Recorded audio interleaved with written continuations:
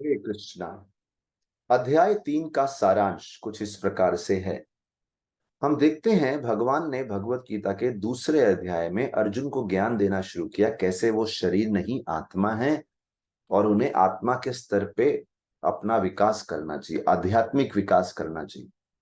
लेकिन वो करने के बाद हम देखते हैं भगवान ने ये भी बताया कि आप एक क्षत्रिय के शरीर में हो और इस शरीर के हिसाब से आपका ड्यूटीज है फाइट करना और समाज में सभ्यता का स्थापित करना, संस्कृति का स्थापित करना, समाज को एक उत्तम स्थान बनाना रहने के लिए। तो यहाँ पे दो चीजें आती हैं, दो चीजों में द्वंद्व चल रहा है। एक तो आध्यात्मिक, अगर हम शरीर नहीं आत्मा है तो आत्मा के स्तर पे काम करना और अपने मोक्ष की तैयारी करना। लेकिन दूसरा है हम शरीर पे हैं तो शारीरिक कर्तव्य भी करने हैं। जैसे कभी कभी एक व्यक्ति के जीवन में ये चिंतन रहता है, मैं बैलेंस संतुलन कैसे बनाऊं स्पिरिचुअल आध्यात्मिक कर्तव्यों में और मेटीरियल ड्यूटीज भौतिक कर्तव्यों में संतुलन कैसे बनाऊं, कितना समय अध्यात्म को दूं, कितना भौतिकता को दूं। तो ये जो द्वंद्व रहता है, और विशेष रूप से भौतिक कार्यों में व्यक्ति को बहुत चिंता दिखती है, बहुत एक प्रकार का संदूषण, एक कंटेमिनेशन दिखता है। जैसे आप कुछ भी कार्य करेंगे तो उसमें कितना एंजाइटी है, चिंता है। अगर ऑफिस का कार्य है उसमें चिंता है, धन कमाना है उसमें कितना चिंता करना पड़ता है, ऐसे लगता है कि मन दूषित हो जाएगा। पारिवारिक कार्य में झगड़े होते हैं, रिलेशनशिप्स हैं, फ्रिक्शन होता है, घर्षण होता है, उससे कंटेमिनेशन, मन की शांति भ्रष्ट होती है। कुछ लोग ऐसा भी बोलते हैं।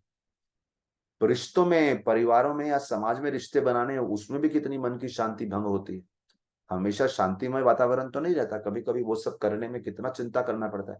तो फिर व्यक्ति बोलता है कि जब मैं भक्ति करने बैठता हूँ, साधना करने बैठता हूँ, नाम जप के लिए बैठता हूँ, भजन के लिए बैठता हूँ, तो मेरा तो ध्यान ही नहीं लगता उसमें, क्योंकि सारी चिंताएं सताती रहती है। भगवत गीता पढ़ने बैठता हूँ, कुछ समझ में ही नहीं आता। तो मैं भगवत गीता पढ़ूं या फिर सामाजिक कार्य करूं, दोनों में से क्या करूं? और अगर आप बोलो दोनों करो, बोले ये संभव नहीं है। तो यही प्रश्न अर्जुन जो है तीसरे अध्याय के पहले 2 श्लोकों में उठाते हैं। अर्जुन बोलते हैं, कृष्ण आप बोल रहे हैं मेरा कर्तव्य इस युद्ध में संलग्न होना, इस युद्ध में इतना रक्तपात होगा, इतना एंजाइटी होगा, चिंता होगा, तनाव होगा, इतना मन मैला हो जाएगा, कैसे मैं अध्यात्म मन की शांति को बना के शास्त्रों का अध्ययन करके आध्यात्मिक कल्याण कर सकता हूं? ये तो पॉसिबल ही नहीं है। तो जब व्यक्ति सोचता है कि मैं संतुलन नहीं कर सकता, तो व्यक्ति सोचता है एक काम करते हैं, अपना सब भौतिक कार्य छोड़ देते हैं और रिटायरमेंट ले लेते हैं, वन में चले जाते हैं, किसी आश्रम में रहते हैं, पहाड़ियों में रहते हैं, बस वही शांति है। और इसीलिए कुछ लोग तो अध्यात्म के नाम पे नशे का सहारा लेते हैं कि उनके लिए अध्यात्म मतलब सब भूल जाना। तो इस बात को एड्रेस करते हुए, इस बात को समझाते हुए भगवान तीसरे अध्याय के तीसरे श्लोक से बोलना शुरू करते हैं और 8वें श्लोक तक बोलते हैं कि बेटा, प्रिय अर्जुन, वो बेटा नहीं बोले, हम कहने का तरीका है, लेकिन वो बोलते हैं, अरे अर्जुन, अपने कर्तव्य मत छोड़ो। अगर आप पारिवारिक सामाजिक कर्तव्य छोड़ के जंगल में, वन में, किसी आश्रम में रहने चले जाओगे, खाली दिमाग शैतान का घर होता है। जब तक मन शुद्ध नहीं हुआ है अनेक भौतिक विचारों से, तब तक उस मन को खाली नहीं रखना चाहिए, भौतिकता में संलग्न करते रहना चाहिए। बहुत जरूरी है, क्योंकि अगर मन को इस मटेरियल ड्यूटीज में संलग्न नहीं करेंगे, ये मन में अभी भी भौतिक इच्छाएं हैं, तो जब खाली बैठेगा तो अनैतिक कार्यों में लगेगा, इमोरल एक्टिविटीज करेगा, या फिर किसी ना किसी तरीके से समाज को हानि पहुंचाएगा, किसी से झगड़ा करेगा, हिंसा करेगा, अनेक प्रकार के काम कर सकता है। खाली दिमाग शैतान का। तो तीसरे से लेकर 8वें तक बोलते हैं, जब तक व्यक्ति का मन शुद्ध नहीं हुआ, व्यक्ति आध्यात्मिक रूप से विकसित, मैच्योर नहीं हुआ, उसे वैराग्य, त्याग का मार्ग नहीं अपनाना चाहिए। तो ये तो पहला कारण हो गया, क्यों व्यक्ति को अपने कर्तव्यों में पूर्ण रूप से स्थिर रहना चाहिए, अननेसेसरी डिटैचमेंट, वैराग्य नहीं करना चाहिए और सब कुछ छोड़ के एस्केप नहीं करना चाहिए। लेकिन फिर प्रश्न उठेगा, अरे आप बोल रहे हैं भौतिकता में लगे रहना चाहिए, कि भौतिक मन जो भौतिक रूप से दूषित है, अनेक इच्छाएं हैं, तो वो तो कभी शुद्ध होगा ही नहीं। तो फिर 9वां श्लोक भगवान बोलते हैं, यज्ञार्थात कर्मणो अन्यत्र लोको यम कर्म बंधना। भगवान बोलते हैं कि ऐसी कला सीखो जिसमें आप अपने हर एक कार्य को आध्यात्मिक बना दो, स्पिरिचुअल बना दो। आगे चल के हम इसकी चर्चा करेंगे, लेकिन हर एक कार्य को स्पिरिचुअल बना दो, मतलब आपका परिवार का जो कार्य है उसके माध्यम से भी आप स्पिरिचुअल एडवांसमेंट कर सकते हैं, आध्यात्मिक प्रगति कर सकते हैं। तो दोनों लाभ हो गए ना, आपको सब छोड़ने की भी जरूरत नहीं पड़ी और सब करते करते आध्यात्मिक प्रगति मिल गई। उसके लिए वैराग्य धारण नहीं करना पड़ा। आपके ऑफिस के काम कर रहे हैं, आप धन कमा रहे हैं, वो सब में स्पिरिचुअलिटी मिक्स करो, आध्यात्मिकता लीन करो, समझो कैसे करना है। और बोलते हैं ये एक कला है जो आपको सीखनी है। आगे चल के इस पे चर्चा करेंगे, लेकिन थर्ड चैप्टर जो है, तीसरा अध्याय का मेन मुद्दा क्या है कि अपना कर्तव्य छोड़ के मत जाओ। उसको स्पिरिचुअल कैसे बनाना है वो आगे चल के चर्चा करेंगे, ठीक है। अभी 10वें से 16वें तक भगवान एक शब्द का प्रयोग करते हैं, यज्ञ। 9वें में ही शुरू कर दिया। फिर आप देखिए 10वें श्लोक का शुरुआत होती है, सह यज्ञ प्रजा सृष्टवा। सह यज्ञ, तो बोल रहे हैं जब सृष्टि की उत्पत्ति हुई थी, जब पूरा ये दुनिया बनी थी, उस समय एक यज्ञ नामक कंसेप्ट बना दिया था। यज्ञ क्या होता है? अभी सामान्य जनता सोचती है यज्ञ मतलब कोई फायर सैक्रिफाइस, हवन, लेकिन यज्ञ का एक और मतलब है प्रिस्क्राइब ड्यूटीज, निर्धारित कर्तव्य। जैसे एक परिवार में हर सदस्य का कुछ कर्तव्य होता है। अगर एक महिला एक गृहिणी है, हाउसवाइफ है, तो कर्तव्य है वो भोजन बना देंगी या घर को संभालेंगी, एटसेट्रा। हर घर की अलग सिचुएशन है, मैं एक एग्जांपल दे रहा हूँ। तो उसे बोलते हैं निर्धारित कर्तव्य। अगर महिला या पुरुष दोनों पैसा कमाते हैं तो उनका कर्तव्य है ऑफिस जाके धन कमा के लेके आना, ताकि घर अच्छे से चले, वो एक कर्तव्य है। तो ऐसे कई तरह के कर्तव्य होते हैं, उसे भी यज्ञ बोलते हैं। उसे इंग्लिश में सैक्रिफाइस क्यों बोला है? सैक्रिफाइस क्योंकि सैक्रिफाइस मतलब आप कुछ बलिदान दे रहे हैं। तो जो आप कोई निर्धारित कर्तव्य कर रहे हैं, अपना समय अपनी शक्ति लगा रहे हैं कुछ पाने के लिए। ऑफिस में जा रहा है व्यक्ति, अपना समय अपना शक्ति दे रहा है धन कमाने के, इट्स अ सैक्रिफाइस। तो इस प्रकार से बोलते हैं, सह यज्ञ प्रजा सृष्टवा पुरोवाचा प्रजापति। बोले आप अपने निर्धारित कर्तव्य करिए, यज्ञ करिए।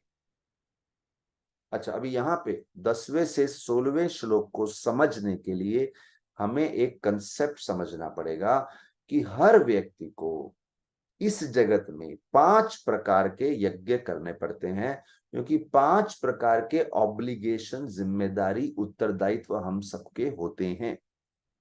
इनको समझने से पहले पहले एक उदाहरण दूंगा। जैसे हम अगर एक शहर में रहते हैं, वो शहर का जो गवर्नमेंट है, म्यूनिसिपैलिटी है, या जो भी उनको चलाते हैं, उनके प्रति हमें कुछ टैक्स भरना पड़ता है, मतलब हमारी जिम्मेदारी है उनके प्रति। ऐसे ही इस समाज में जैसे हमारी जिम्मेदारी पूरी करनी पड़ती है, उसी प्रकार से ये पूरे विश्व में 5 जिम्मेदारियां होती हैं। सबसे पहली जिम्मेदारी है देवताओं के प्रति। जो देवता ये पूरी सृष्टि चलाते हैं, सृष्टि की गवर्नमेंट चलाते हैं, उनके प्रति जिम्मेदारी पूरी करनी पड़ती है।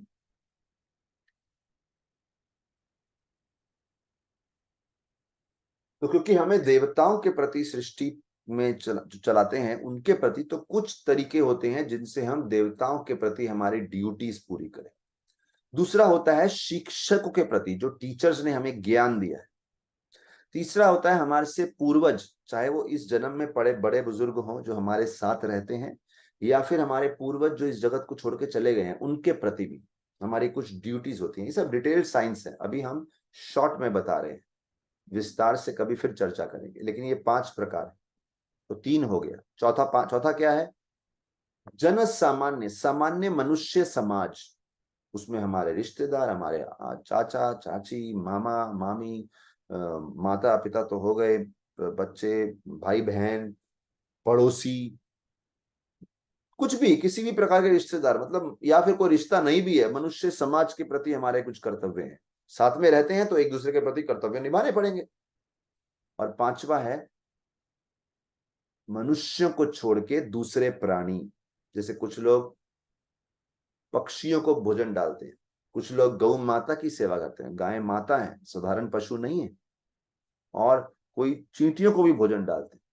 तो सामान्य कोई कुत्तों का सेवा करते हैं। तो सामान्य जो, हाँ, जो प्राणी हैं, मनुष्यों के बाद की जो प्राणी है बाकी, उनकी भी सेवा करना। तो ये 5 प्रकार के ऑब्लिगेशन इस जगत में सबको होते हैं जो भी इस जगत में रह रहा है। जैसे गवर्नमेंट में अगर हम टैक्स नहीं भरते तो उसके लिए पकड़े जाने का रिस्क रहता है, दंड भी मिल सकता है। ऐसे ही जब ये प्रकार के सैक्रिफाइस यज्ञ में भाग नहीं लेते, ये जो 5 प्रकार के यज्ञ हैं, अनेक प्रकार के पाप एकत्र करते हैं, क्योंकि हम इस दुनिया से बहुत कुछ ले रहे हैं, हवा ले रहे हैं, भोजन ले रहे हैं, जल ले रहे हैं, अनेक प्रकार की आदान प्रदान कर रहे हैं, तो हमारी कुछ जिम्मेदारी है। तो 10वें से 16वें के बीच में भगवान बोलते हैं हर व्यक्ति को सैक्रिफाइस या यज्ञ करना चाहिए। यहाँ पे एक सुंदर बात है, अर्जुन को क्यों बोल रहे हैं? क्योंकि अर्जुन वैरागी बनने का सोच रहे हैं। कृष्ण बोल रहे हैं मत बनिए, अपनी जिम्मेदारियां करिए, सब छोड़ के मत जाइए। You have some responsibilities, obligations. जब ये हो गया तो अर्जुन के मन में चल रहा होगा कि मेरा, देखिए पहले कृष्ण ने बोला था माइंड प्योर नहीं है, खाली दिमाग शैतान का घर, और अब दूसरा बोल रहे हैं हमारा ऑब्लिगेशन, उत्तरदायित्व है समाज के अनेक श्रेणियों के प्रति। अर्जुन बोल सकते हैं मेरा मन भी शुद्ध है, खाली दिमाग में शैतानी नहीं उत्पन्न होगी, और दूसरा मुझे किसी से ऑब्लिगेशन नहीं है। क्यों? क्योंकि मेरे मन में कोई इच्छा ही नहीं। एक सिंपल सी बात एग्जांपल देता हूं, जैसे कोई व्यक्ति अत्यंत गरीब है और वो ज्यादा कुछ कमाता भी नहीं है, तो उसको बड़ा टैक्स भी नहीं लगता है कुछ। लेकिन जैसे जैसे हमारी कमाई बढ़ती है, टैक्स बढ़ता है। उसी प्रकार से जैसे जैसे इच्छाएं बढ़ती हैं, आप इस जगत में अनेक आदान प्रदान करते हैं, तो आपका ऑब्लिगेशंस, जिम्मेदारियां पड़ता है। किसी ने अगर लोन नहीं लिया तो उसका जिम्मेदारी नहीं है, किसी ने बड़ा लोन लेके रखा है तो जिम्मेदारी है उसकी कि अभी ये चुकाना है। तो अर्जुन बोलते हैं मेरे मन में तो कोई इच्छा ही नहीं है, मैं जंगल में रह के या फल वल खा लूंगा, कुछ रह लूंगा, कहीं समय तक नहीं भी खाऊंगा तो भी चलेगा, हवा पे जी लूंगा। तो क्या, मुझे नहीं करना कोई कर्तव्य, मुझे सब समाज से कोई लेना देना नहीं। तो यहाँ पे कर्तव्य की बात क्या आ रही है? अर्जुन का कर्तव्य है ये युद्ध करना और समाज में शांति स्थापित करना, क्योंकि जितने भी ज्यादा गलत प्रकार के लोग हैं, अधार्मिक लोग हैं, जो दूसरों को प्रताड़ित करने वाले लोग हैं, उनका अंत करना। जैसे पुलिस या लॉ, कानून का काम है जो क्रिमिनल है उनका अंत करना या उनको दंड देना, तो वो उनका ड्यूटी है, उनका सैक्रिफाइस है, उनका ऑब्लिगेशन। अर्जुन बोलते हैं नहीं, मुझे ये सब करने की जरूरत नहीं है, मैं जंगल में रह लूंगा। तो फिर कृष्ण 17वें श्लोक से एक बड़ा सुंदर सिद्धांत लाते हैं, 17वां से 25 तक, जिसमें वो अपने खुद का भी उदाहरण देते हैं। बोलते हैं जो एक लीडर है ना, लीडर जो करेगा कॉमन आदमी भी उसको फॉलो करेगा। तो बोले चलो मान लिया अर्जुन तुम्हारा मन साफ है, मान लिया अर्जुन की तुम्हें किसी के प्रति ओबलाइज होने की जरूरत नहीं है, कुछ जिम्मेदार होने की जरूरत नहीं है, उत्तरदायित्व पूरा करने की जरूरत नहीं है, लेकिन अगर तुम वैराग्य को ले लोगे, तुम सब कुछ छोड़ के चले जाओगे, तुम जंगल में जाके बैठ जाओगे, तो कॉमन आदमी जिसका मन शुद्ध नहीं है, जिसकी बहुत सारी जिम्मेदारी हैं, वो भी तुम्हारे पीछे पीछे चले जाएगा। बिकॉज किसी को भी लगता है कि अगर इस जगत में बहुत मगजमारी है, बहुत सरदर्दी है, बहुत एंजाइटी है, बहुत चिंता है, इससे अच्छा तो है सब छोड़ के चले जाओ। जैसे कुछ लोग मंदिर में आके बैठ जाते हैं, बोले बस प्रभु जी यहाँ पे रहना है मंदिर में, बस और कुछ नहीं, बस शांति चाहिए, मैं थक गया अपने जीवन से। जैसे एक व्यक्ति थे, उनके घर में झगड़ा हुआ, पत्नी से झगड़ा हुआ, मंदिर में आके बैठ गए, बस मुझे साधु बनना है। क्यों बनना है? मेरे घर पे झगड़ा हुआ, उस झगड़े को मैं सहन नहीं कर सकता, साधु बनना है। तो मतलब उस कठिनाई को सहन नहीं कर सके, इसलिए वैराग्य में आ रहे हैं। क्या आप रेडी हैं उसके लिए? क्या आप उसके लिए तैयार हैं? तो इसलिए बोल रहे हैं कॉमन आदमी जो उसके लिए रेडी नहीं है, वो भी अर्जुन को पीछे पीछे चले जाएगा, लेकिन उसके जाने से उसके जीवन में भी तहस नहस होगा और समाज के लिए भी तहस नहस करेगा। खाली दिमाग शैतान का घर, और दूसरा जो उसने टैक्स नहीं भरा, ऑब्लिगेशन नहीं किया देवताओं के प्रति, अपने परिवार के प्रति, प्राणियों के प्रति, उसका पाप भी भुगतेगा वो। तो बोलते हैं केवल क्योंकि आप लीडर हो, एक अच्छा उदाहरण सेट करने के लिए अपना ड्यूटीज करो। नहीं तो आपको देख के बाकी लोग भी भ्रमित होंगे। तो बहुत इंपॉर्टेंट है, जैसी व्यक्ति लीडर बन जाता है उसकी बहुत जिम्मेदारी हो जाती है, बहुत कुछ सोचना पड़ता है। वो केवल अपने बारे में नहीं सोच सकता, उसको सोचना पड़ता है लोग उसको देख रहे हैं और लोग उसको देख के क्या सीखेंगे, क्या एग्जाम्पल होगा उसका समाज के प्रति। तो ऐसा हो गया 25वें श्लोक तक, 17वां से 25वां। तो आप देख रहे हैं पूरा का पूरा जो थीम चल रहा है, शीर्षक चल रहा है पूरे चैप्टर का, भगवान कई दृष्टिकोण से कोशिश कर रहे हैं अर्जुन को समझाने की, अपना कर्म मत छोड़ो। तो जो लोग गीता के ज्ञान को नहीं जानते वो ऐसे ही कभी कभी उंगली उठाते हैं, अरे आपके धर्मों में तो ये सिखाया है कि सब कुछ छोड़ के भक्ति करने बैठ जाओ। कहाँ सिखाया है? भगवान ने तो नहीं सिखाया इसको। भक्ति करना सिखाया है, लेकिन कैसे सिखाया वो साइंस सीखना चाहिए ना। इस चैप्टर 3 का नाम ही है कर्म योग। और क्योंकि भगवान बता रहे हैं एक लीडर को कैसे काम करना चाहिए ताकि कॉमन आदमी क्या सीखे उससे, इसलिए 26 नंबर श्लोक से लेकर 29 नंबर श्लोक तक भगवान सिखाते हैं इस जगत में आपको कहीं लेवल के लोगों के साथ काम करना पड़ेगा। तो ऐसे काम करो ताकि आपसे छोटे लेवल के जो लोग हैं वो अपना काम छोड़ ना दें, वो अपने अपने लेवल पे एनकरेजमेंट, प्रोत्साहन प्राप्त करें, आपको देख के वो सब छोड़ के आपकी तरफ भाग ना आए। क्योंकि सबका एक लेवल होता है। जैसे कोई 10वीं कक्षा में है, 5वीं कक्षा वाले को उसको अस्थिर नहीं करना है, ये क्या 5वीं में पढ़ रहा है, छोड़िए सब। क्योंकि 5वीं कक्षा का ज्ञान जरूरी है उसको छठी में लाने के लिए, 7वीं में लाने के लिए। एक छोटा बच्चा समुद्र किनारे मिट्टी का मकान बना रहा है, तो माता बोलती है ओ बहुत अच्छा बहुत अच्छा, उसको प्रोत्साहन देती है। तो बच्चे के वही लेवल इंपॉर्टेंट है, तो वो जरूरी है उसके लिए। अगर कोई वैरागी है, कोई तपस्वी है, कोई साधु है जिसको पारिवारिक जीवन में कोई रुचि नहीं है, विवाहिक जीवन में कोई रुचि नहीं है, लेकिन दूसरे व्यक्ति को देखता है उसको विवाह में रुचि है, तो उसे नहीं बोलना चाहिए अरे क्या विवाह कर रहा है, नालायक, माया में है। क्योंकि विवाह भी एक यज्ञ है। विवाह एक पवित्र यज्ञ है जिसके माध्यम से अगर सही तरीके से किया जाए, समझ के किया जाए, मार्गदर्शन में किया जाए, तो उसके माध्यम से लोग आध्यात्मिक प्रगति कर सकते हैं। तो 25वें से 29 तक भगवान समझाते हैं कैसे एक डिटैच्ड, विरक्त व्यक्ति अटैच व्यक्ति से कैसे डील करता है, आसक्त व्यक्ति से।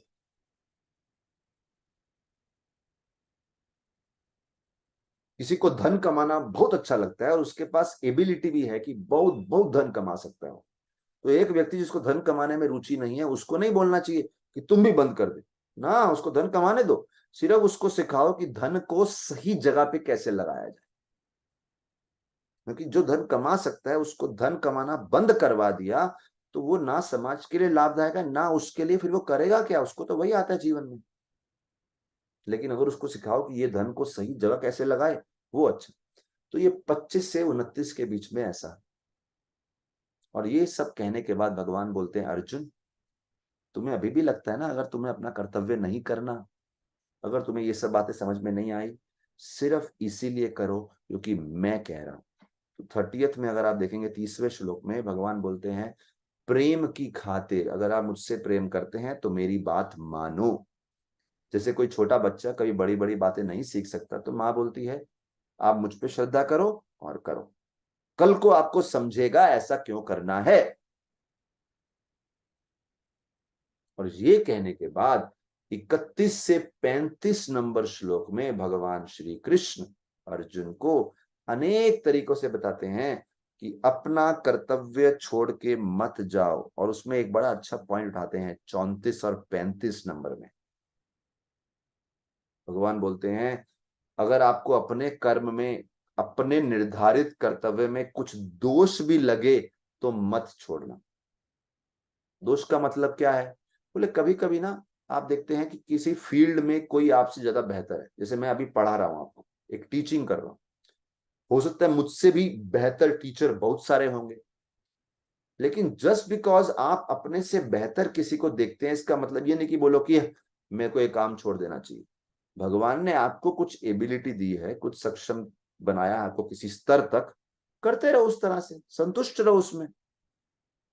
और दूसरा, कभी कभी लोग अपना काम क्यों छोड़ जाते हैं कि उस कामों में कुछ कष्ट होता है।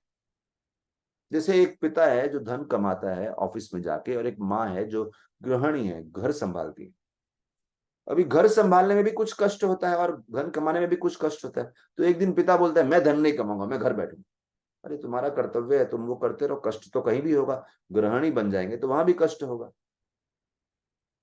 तो व्यक्ति के कर्तव्य में दो प्रकार के फॉल्ट हो सकते हैं। एक गलती ये हो सकती है, फॉल्ट मतलब जो वो दोष ढूंढता है, एक ये कि कष्ट हो सकता है उसको उस काम में कुछ ना कुछ, और दूसरा उससे बेहतर व्यक्ति कोई हो सकता है। बोले तुमसे बेहतर कोई मिल जाए या तुम्हें कोई कष्ट हो, कभी भी अपने कर्तव्य को छोड़ के दूसरे की नकल मत करना। हर कोई व्यक्ति कुछ ना कुछ गुण लेके उत्पन्न हुआ है, उसे उस गुणों के हिसाब से काम करना चाहिए। जस्ट बिकॉज कोई दूसरा व्यक्ति कुछ गुण लेके पैदा हुआ है और आपको लग रहा है उसमें तो बड़ा सुख है, आप उसकी तरफ भाग जाओ, नहीं। अगर वो आपके लिए अनुकूल नहीं है तो मत करो। ये भी एक लंबा डिस्कशन है कि व्यक्ति को अपनी प्रवृत्ति कैसे पहचाननी चाहिए, लेकिन बोल रहे हैं अपनी प्रवृत्ति के अनुसार काम करो। इतना सब बोल दिया, पहले 35 श्लोक हो गए। अर्जुन बड़ा ईमानदारी से प्रश्न पूछते हैं। अर्जुन बोलते हैं कभी कभी ये सब सुनने के बाद भी हमारा मन विचलित होता है और अपना कर्तव्य छोड़ देता है। एक सिंपल उदाहरण देता हूं। एक बच्चा पढ़ाई करने बैठा है, कल उसका एग्जाम है, लेकिन रात को क्रिकेट मैच देखना है उसको। मैच देखते देखते 5-6 घंटे निकल जाते हैं, बोलते हैं अरे पढ़ाई तो की नहीं। क्या उसे मालूम नहीं था पढ़ाई करनी महत्वपूर्ण है? अभी कल फेल हो गया, मालूम नहीं था उसको, मालूम था, लेकिन मन विचलित हो गया। तो अर्जुन पूछते हैं 36 नंबर श्लोक में कि हमारे अंदर वो कौन सी शक्ति है जो हमें अपने काम से भटकाती है। तो इसका उत्तर देते हुए भगवान 37 नंबर श्लोक में बोलते हैं उस शक्ति को बोलते हैं काम, काम वासना। अभी देखिए, काम वासना को अक्सर हम लोग, एक्चुअली काम ही शब्द लिखा है, लेकिन हम उसको समझाने के लिए बता रहे हैं। अभी कुछ लोग सोचते हैं वासना सेक्स डिजायर को बोलते हैं, मैथुन की इच्छा। लेकिन केवल वो नहीं है काम, मतलब कोई भी ऐसी इच्छा जो आपको अपने निर्धारित कर्तव्य से भटका दे।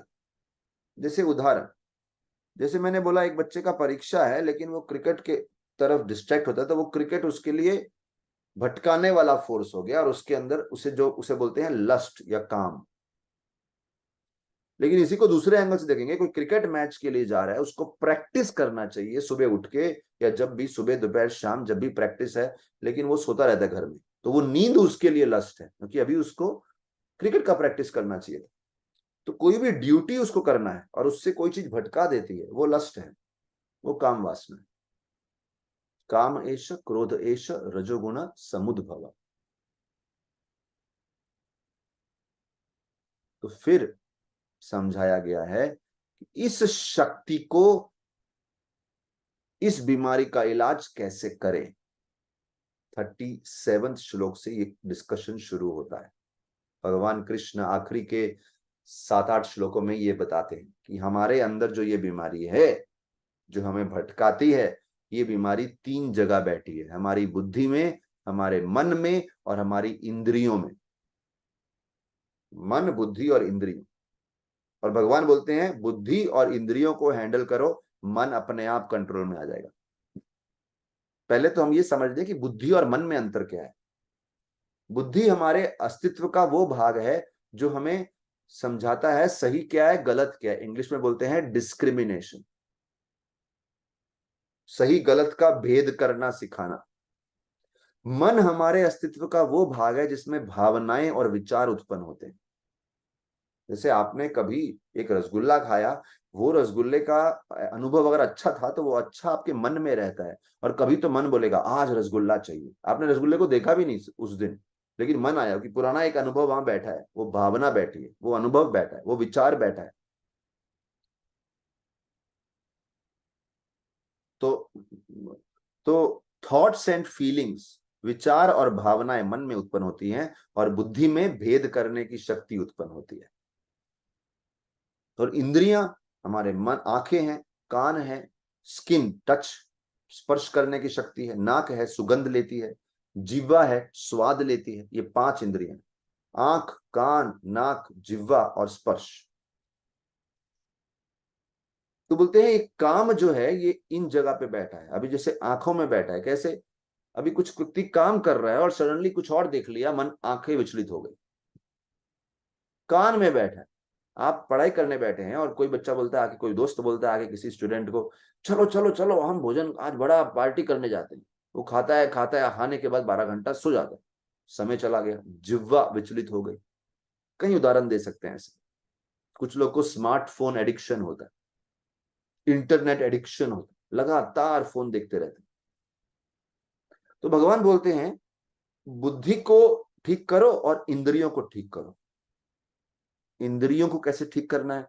बोले इंद्रियों को भोग विषय की जो वस्तु है उससे दूर ले जाओ।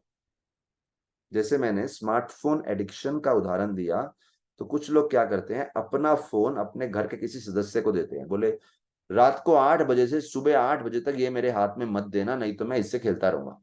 तो आपने वस्तु को इंद्रियों से दूर कर दिया, अपने हाथों से उसको दूर कर दिया। तो भगवान बोलते हैं नियम बनाओ, प्रतिबंध लगाओ इंद्रियों पे कि आपको ये वस्तु इस समय नहीं मिलेगी। किसी को डायबिटीज है, शुगर का प्रॉब्लम है, वो बोलता है अपने घर वाले को कृपया मेरे आसपास कहीं पे मिठाई की चीजें मत रखना, दूर रखना। या फिर कोई व्यक्ति है जो आपको बार बार गुस्सा दिलाता है, आप बोलते हैं इससे दूर कर लो थोड़ी देर के लिए, तो गुस्सा नहीं आएगा। तो सेंसेस को, सेंस ऑब्जेक्ट से, इंद्रियों को विषय वस्तु से, भोग वस्तु से दूर ले जाओ। कब तक दूर रहोगे लेकिन? इसलिए अगला पॉइंट आता है इंटेलिजेंस। बुद्धि को स्ट्रांग करो, बुद्धि को बार बार ज्ञानवर्धक बातें सुनाओ, ताकि हमारे मन में शक्ति आए कि अगर वो चीज सामने आ भी गई, उसको ना बोलने की शक्ति आए। हमारी बुद्धि कमजोर हो जाती है तो फिर बड़ा कठिन हो जाता है, और इसलिए बार बार हम निर्धारित कर्तव्यों से विचलित होते हैं। और क्योंकि अर्जुन का निर्धारित कर्तव्य युद्ध करना था और वो उससे विचलित हो रहे थे, क्योंकि उनकी इंद्रियां सामने जिन व्यक्तियों को देख रही थी, अर्जुन उनसे मोह में बंधा जा रहा था और अपने कर्तव्य पे फोकस नहीं कर रहा था। कृष्ण ने ज्ञान दिया, तो बुद्धि को ज्ञान से मजबूत करते हैं। और इसीलिए नेक्स्ट चैप्टर, 4th चैप्टर में है ट्रांसेंडेंटल नॉलेज, ज्ञान योग, जिसका मतलब है कि ज्ञान के माध्यम से अपनी बुद्धि को बलवान बनाइए। और इस प्रकार से 4th चैप्टर में कौन सी ज्ञान, क्या ज्ञान चाहिए जिससे बुद्धि बलवान हो, जिससे हम अपना निर्धारित कर्तव्य करते रहें और ऐसे करें कि वो कर्तव्य मोक्ष का कारण बने। अनेक चिंतामय कर्तव्यों में ग्रस्त रहने के बावजूद भी हम उन चिंताओं से मुक्त रहें, ऐसा 4th चैप्टर में बताया है। लेकिन आप देखिए पूरे 3रे अध्याय का शीर्षक क्या था? किसी ना किसी तरह से अर्जुन को अपने निर्धारित कर्तव्य में स्थिर रखना, ताकि वो विचलित ना हो जाए। इसलिए चैप्टर का नाम है कर्म योग। और इससे हम आते हैं 3rd चैप्टर के एंड में, और इसके बाद हम 4th चैप्टर डिस्कस करेंगे, ट्रांसेंडेंटल नॉलेज या दिव्य ज्ञान या ज्ञान योग। हरे कृष्ण।